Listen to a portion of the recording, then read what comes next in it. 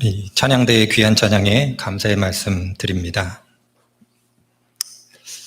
보통 고전이라는 표현을 쓰는 문학작품 혹은 예술 작품들이 있습니다.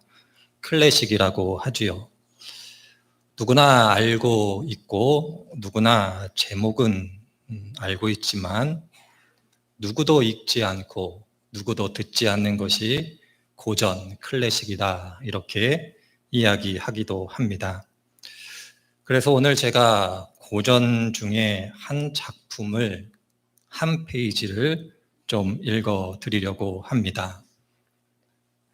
작품의 제목은 어린 왕자입니다. 제목은 아시지요? 어린 왕자 하면 대략 어떤 부분에 있어서 많이 사람들이 인용하고 말하고 있는지 또한 잘 아실 겁니다.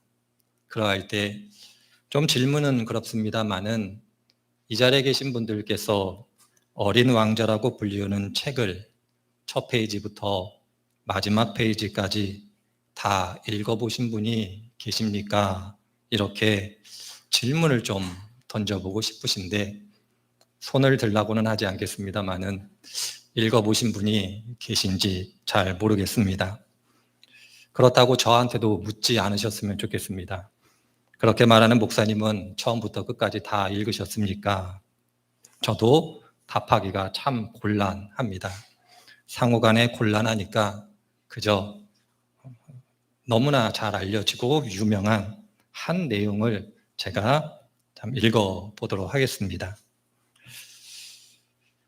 본문은 다음과 같이 기록되어져 있습니다. 내가 6살 때에 나는 대자연의 실화라는 제목의 원시림에 관한 책에서 기막힌 그림 하나를 본 적이 있다. 그 책에는 이렇게 쓰여 있었다. 보아 뱀은 먹이를 씹지도 않고 통째로 삼킨다. 그리고는 움직이지도 못하고 그 먹이를 소화시키기 위해 반년 동안이나 잠을 잔다.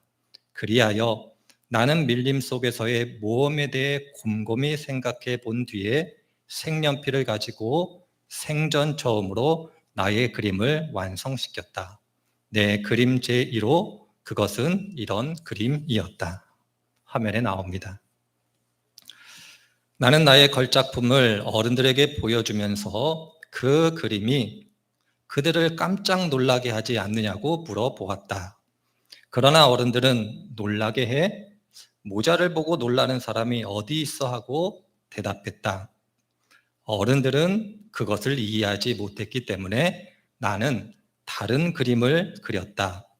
어른들에게는 언제나 설명을 해 주어야 한다. 내 그림 제 이유는 이러하다. 아시지요? 너무나 유명한 그림이고 잘 아시는 내용입니다. 작가가 이러한 내용을 통해서 하고 싶었던 이야기는 아마 어른들은 순진하지 못하다, 순수하지 못하다라는 내용이었을 겁니다. 그런데 저는 오늘 이 글 속에서 이 한 구절에 좀 초점을 맞추어 보려고 합니다. 어른들에게는 언제나 설명을 해 주어야 한다. 어른들은 눈에 보이는 것만 보고 눈에 보이지 않는 것을 보지 못하기 때문에 설명을 해 주어서 눈에 보이지 않는 것을 알게 하는 것이 필요하다라고 어린 왕자의 글을 통해서 작가가 얘기해 주고 있습니다. 달리 얘기해 주자면 보지 못하는 것에 대해서 문제를 제기하기보다는 보지 못하는 것을 알게 하기 위해서는 설명해 주어야 된다라고 말하고 있다. 이렇게 이해해 볼 수 있을 겁니다. 제가 이렇게 말씀드리는 이유는 여러분들 믿음의 세계, 신앙의 세계를 어떻게 이해하고 계십니까? 믿음의 세계는 눈에 보이는 세계에 집중하는 것일까? 눈에 보이지 않는 세계에 집중하는 것일까? 여러분들은 무엇이라고 생각을 하십니까? 성경을 통해서 하나님께서 믿음의 길, 신앙의 길을 보여주실 때에 그것은 눈에 보이는 것을 강조하고 계실까? 아니면 눈에 보이지 않는 것을 강조하고 계실까? 이렇게 생각해 볼 때 아마 여러분들 답을 다 아실 줄 압니다. 성경은 눈에 보이지 않는 세계가 중요하다라고. 그래서 눈에 보이는 것이 아니라 눈에 보이지 않는 것을 성경을 통해서 우리들에게 설명하고 있다. 이렇게 말씀드릴 수가 있을 겁니다. 성경을 읽어보면 눈에 보이는 것이 아니라 눈에 보이지 않는 것이 어떠하다라고 계속해서 보지 못하는 사람들에게 설명하고 있습니다. 사도 바울은 고린도후서에서 그래서 이렇게 이야기하고 있습니다. 우리가 주목하는 것은 보이는 것이 아니요 보이지 않는 것이니 보이는 것은 잠깐이요 보이지 않는 것은 영원합니다. 바울의 표현대로 얘기하자면 보이는 것을 집중하는 것이 아니라 보이지 않는 것에 집중하는 것, 그것이 믿음의 길, 신앙의 길이다. 이렇게 말씀을 드려볼 수가 있을 겁니다. 따라서 믿음이 성장해 가고 성숙해 간다라는 것은 보이지 않던 세계를 점점 보는 것, 보이지 않았기 때문에 알지 못했던 것을 알아가는 것, 그것이 믿음이 성장해 가고 성숙해 가는 것이다. 이렇게 말씀드릴 수가 있을 겁니다. 은사가 나타나고 봉사하고 헌신하는 것 중요한 일이겠습니다만은 성경은 보이지 않는 세계를 알아가는 것, 그것이 믿음이 성장해 간다라고 이야기하고 있음을 잊지 않아야 할 겁니다. 그래서 지난주에 저와 함께 살펴보았습니다만은 진리와 계시의 영 되신 성령께서 우리의 마음의 눈을 밝혀 주심으로써 보이지 않는 세계를 볼 수 있다. 이렇게 이야기할 수 있을 겁니다. 예수님께서 부활하신 다음 엠마오로 간 제자들을 예수님께서 만나시고 성경을 풀어 설명했을 때 제자들이 뭐라고 얘기하고 있습니까? 예수님께서 우리들에게 성경을 풀어 말씀해 주실 때에 우리 마음 속에서 마음이 뜨겁지 않았느냐라고 고백하는 제자들의 모습을 볼 때 신앙의 길, 믿음의 길이라는 것은 하나님의 말씀을 통해서 보이지 않는 세계를 배워가는 것이고 알아가는 것이다 라고 말씀을 드릴 수 있습니다. 그러할 때 오늘 본문의 말씀을 기초해서 저는 이런 질문을 던져보고 싶습니다. 여러분들, 그럼 교회는 무엇이라고 생각을 하십니까? 교회라는 것이 어떻다라고 생각을 하십니까?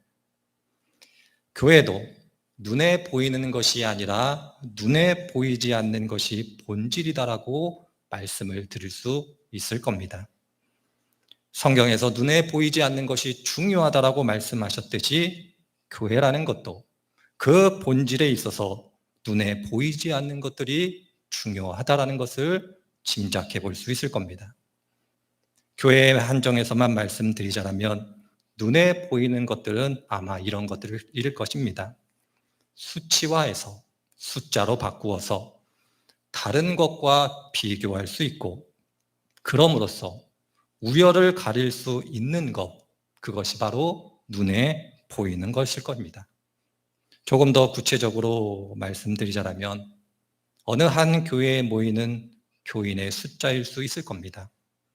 헌금일 수 있고 예배당의 크기일 수 있고 심지어는 교회가 가지고 있는 자산의 규모일 수도 있을 겁니다. 수치화해서 다른 교회와 비교함으로 우열을 가릴 수 있는 것, 그것이 교회의 눈에 보이는 것이다 이렇게 이야기할 수 있습니다. 많은 경우 교회들이 이 눈에 보이는 것을 통해서 그 교회가 좋은 교회인지 나쁜 교회인지 그렇게 평가합니다. 그런데 성경은 분명히 눈에 보이지 않는 것이 중요하고 눈에 보이지 않는 것이 본질이다 이렇게 이야기를 하고 있습니다. 따라서 눈에 보이는 것, 수치화할 수 있는 것, 그것이 교회의 본질이 아니라 다른 것이 교회의 본질일 수밖에 없다라고 이 자리에 계신 성도님들도 동의하실 겁니다. 이렇게 동의하실 때 그럼 교회가 무엇입니까? 이렇게 질문을 던지면 아마 성도님들은 성경을 통해서 배웠기 때문에 이렇게 말씀하실 겁니다. 교회는 하나님을 믿는 사람들의 모임 공동체입니다. 교회는 하나님의 부르심을 받은 사람들의 모임입니다. 교회는 거룩함을 추구하는 성도들의 모임일 겁니다. 아마 이 세 가지 중 하나로 대답하실 겁니다. 맞습니다. 성경이 우리들에게 그렇게 설명하고 있고 그렇게 말하고 있기 때문에 다 맞는 말씀입니다.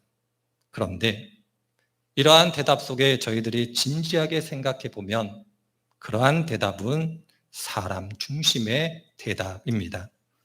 잘못됐다라고 말씀드리는 것이 아니라 초점은 사람에게 초점이 있다는 겁니다. 믿음을 강조하면 한 개인 성도님들이 가지고 있는 믿음이 어떠한가, 그것에 초점을 두는 것이고, 하나님의 선택을 받았다라는 표현은 하나님께 감사함으로 살아가야 된다라는 신앙의 모습을 말하고, 거룩한 사람들, 성도님들이 모였다라는 것은 성령의 열매라고 불리우는 착한 행실, 그 행실에 초점을 두고 이야기하는 것일 겁니다. 다 맞는 말씀이지만 제가 조금 전에 말씀드렸던 것처럼 그것은 교회의 본질을 이야기할 때 사람 중심으로 이해하는 것이다. 이렇게 말씀을 드릴 수가 있을 겁니다. 그러할 때 오늘 함께 읽은 말씀은 교회의 본질, 눈에 보이지 않는 교회의 모습을 가르쳐 줄 때에 눈에 보이는 것이 아닌, 눈에 보이지 않는 것을 가르쳐 주지만 사람 중심이 아닌 하나님 중심 안에서 삼위일체 되신 하나님의 관점에서 교회를 설명하고 있습니다. 신약 성경을 읽어보시면 여러분들이 다 아시겠습니다마는 하나님의 관점에서, 하나님의 입장에서 교회를 설명하고 있는 성경 말씀이 흔하지 않습니다. 많은 경우 성도님들의 관점에서 교회를 설명하지 하나님의 관점에서 교회를 설명하는 그러한 본문을 찾기가 쉽지 않은데, 오늘 말씀은 하나님 중심에서 교회의 본질을 설명하고 있습니다. 오늘 23절은 이렇게 기록되어져 있습니다. 교회는 그의 몸이니 만물 안에서 만물을 충만하게 하시는 이의 충만이다. 이해가 되십니까? 교회는 그의 몸이니 만물 안에서 만물을 충만하게 하시는 이의 충만이다. 알 것 같기도 하고 모를 것 같기도 하고 성경 말씀이 좋은 내용인 것 같은데 설명하기 어렵고 그런 느낌이 드실 겁니다. 그러할 때 오늘 말씀은 두 가지 측면에서 살펴보아야 합니다.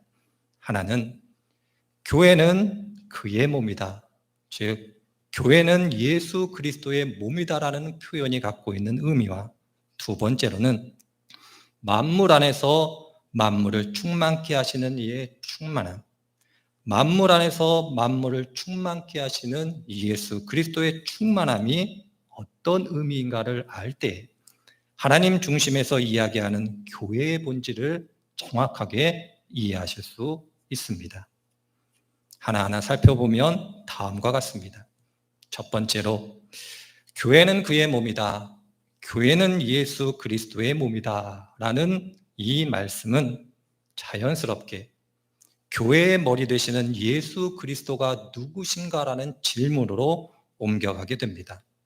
몸이라는 것은 머리가 행하는 대로, 명령하는 대로 움직일 수밖에 없기 때문에 교회가 예수 그리스도의 몸이라는 것은 예수 그리스도, 그분이 누구신가를 알아야만 된다라고 이야기해 볼 수 있을 겁니다. 오늘 말씀 20절에서 22절은 바로 그 이야기를 우리들에게 해주고 있습니다. 예수님이 누구신가? 교회의 머리 되시는 예수님이 어떤 분이신가? 이렇게 생각할 때 오늘 20절에서 22절은 첫 번째로 예수 그리스도는 죽음에서 부활하신 분이다라고 그렇게 가르쳐주고 있습니다. 아담 이후로, 태초의 인류가 타락한 이후로 모든 사람은 사망에 얽매여져 있습니다. 사망의 왕노릇하고 사망이 시키는 대로 하고 죽음의 굴레로부터 벗어날 수 없는 존재가 인간이다라고 이야기하고 있습니다. 믿음 안에서의 고백뿐만 아니라 믿음이 없는 사람도 생물학적 중룹, 육체의 죽음을 극복할 수 있는 사람은 아무도 없을 겁니다. 그런 의미 속에서 죽음이라는 것은 사람이 어찌할 수 없는 마지막 한계다라고 이야기할 수 있는데, 예수님은 그 죽음을 극복하신 분이다라고 이야기하고 있습니다. 그래서 사도 바울은 고린도전서에서 이렇게 죽음에 대해서, 죽음을 이기신 예수님에 대해서 이렇게 이야기하고 있습니다. 사망아, 너의 승리가 어디에 있느냐? 사망아, 내가 쏘는 것이 어디에 있느냐?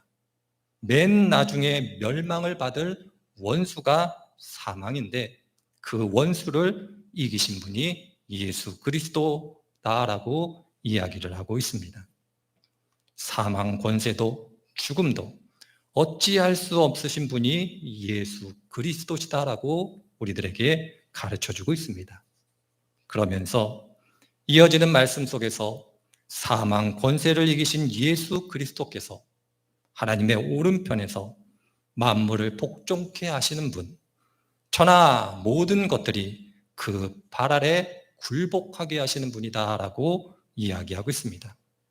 본문에 따르면 통치와 권세와 능력과 주권으로 불리우는 어둠의 세력조차도 예수 그리스도의 발 아래 굴복하게 될 것이다, 이렇게 우리들에게 가르쳐주고 있습니다. 이것이 의미하는 바는 예수 그리스도는 죽음을 이기신 분이고 그분이 온 천하 만물을 다스리시고 굴복하시기 때문에 그의 몸된 교회는 그 누구도 흔들 수 없다는 겁니다.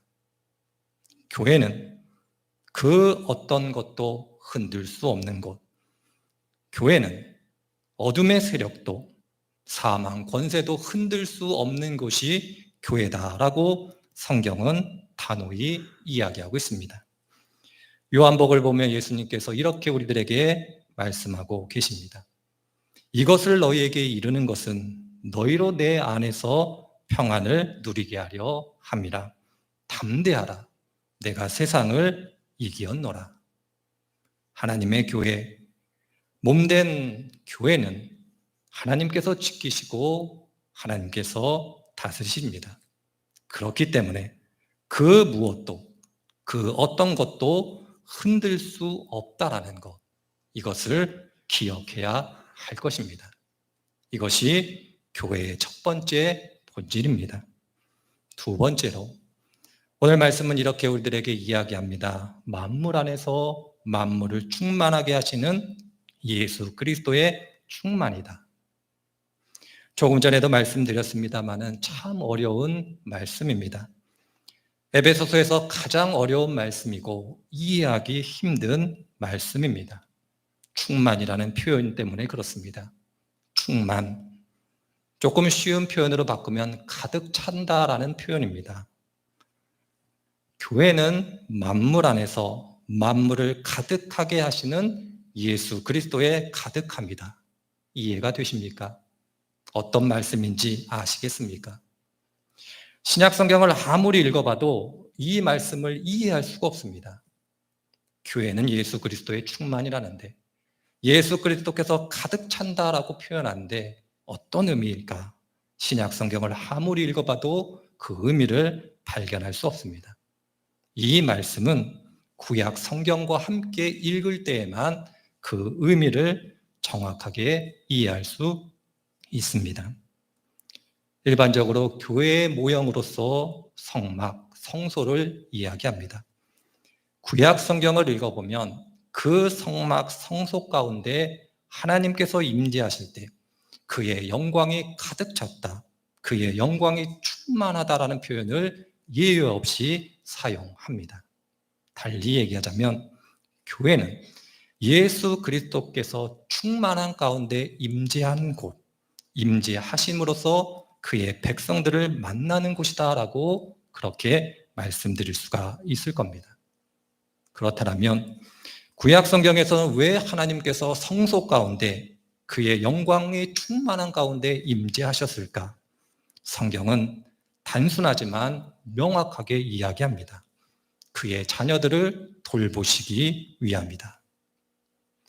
우리의 기도에 응답하시고 우리의 허물을 용서하시고 삶의 모든 순간 우리를 지키시고 마지막 순간까지, 죽음의 순간까지 동행하시기 위하여 우리들을 돌보시기 위하여 영광 가운데 임재하신다라고 성경이 우리들에게 가르쳐주고 있습니다.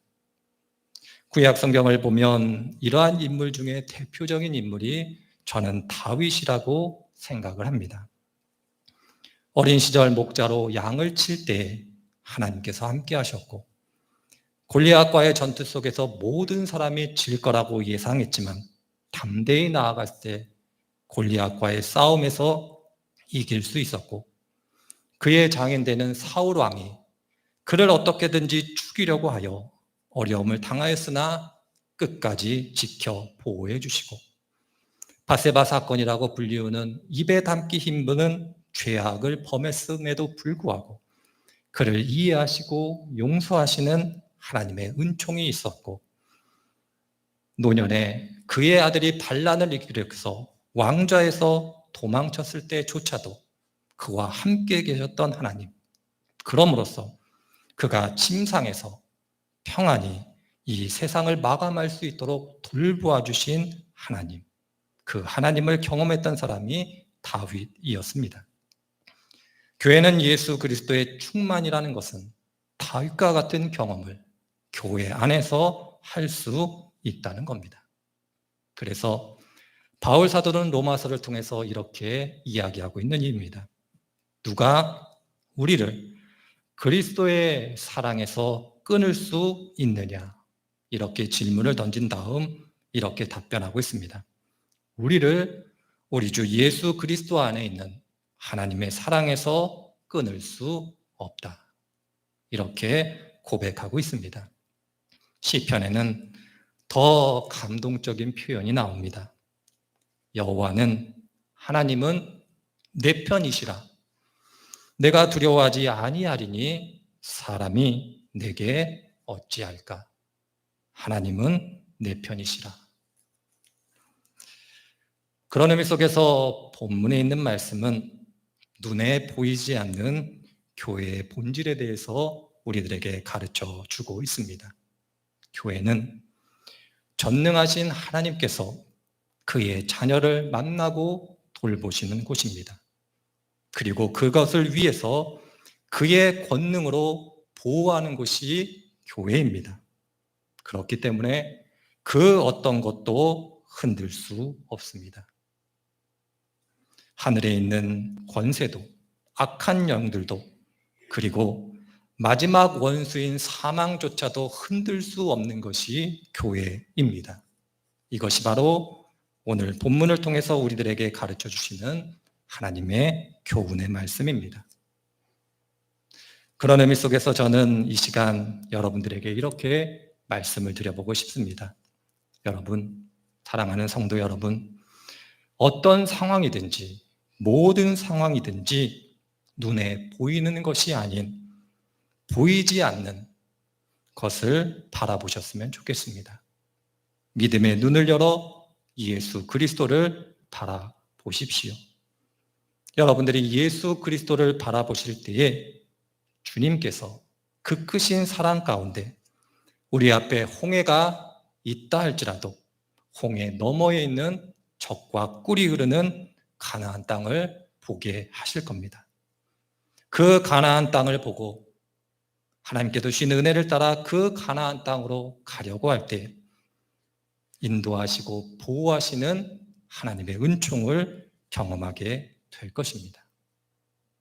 눈을 들어 믿음의 눈으로 교회를 지키시는 예수 그리스도를 바라보아야 할 것입니다. 성경을 통해서 이 자리에 계신 한 분 한 분들이 교회라고 그렇게 얘기해주고 계십니다. 여러분들이 교회라면 하나님께서 지키실 것이고 그 어떤 것도 흔들지 못할 겁니다.